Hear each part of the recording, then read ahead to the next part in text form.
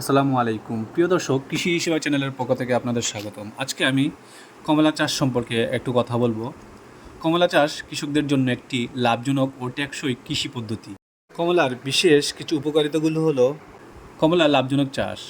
কমলার চাহিদা সারা বছর ব্যাপক, বিশেষ করে শীতকালে এটি রপ্তানি উপযোগী একটি ফল। ফলে কৃষকরা স্থানীয় ও আন্তর্জাতিক বাজারে থেকে ভালো মুনাফা পেতে পারেন। এটি পরিবেশ বান্ধব। কমলা গাছ অন্যান্য গাছের মতো বেশি রাসায়নিক সার ও কীটনাশক প্রয়োজন হয় না। এটি মাটির উর্বরতা বজায় রাখতে সহায়তা করে এবং পরিবেশের জন্য ভালো।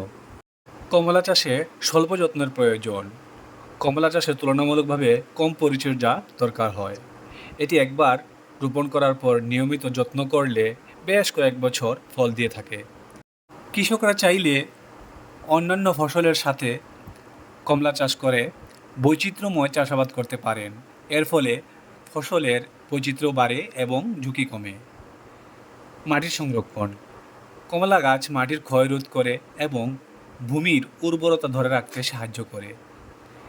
এর শিকড় গভীর গিয়ে মাটি ধরে রাখে, যা ভূমি ক্ষয় কমায়। অর্থনৈতিক উন্নয়ন। কমলা চাষে অনেক লোকের কর্মসংস্থানের সুযোগ করে দেয়। কৃষিখাতের সঙ্গে জড়িত কর্মী, পরিবহন, বিপণন ও রপ্তানি কার্যক্রমের মাধ্যমে এটি অর্থনৈতিক উন্নয়নে ভূমিকা রাখে। বৃষ্টিনির্ভর চাষাবাদ।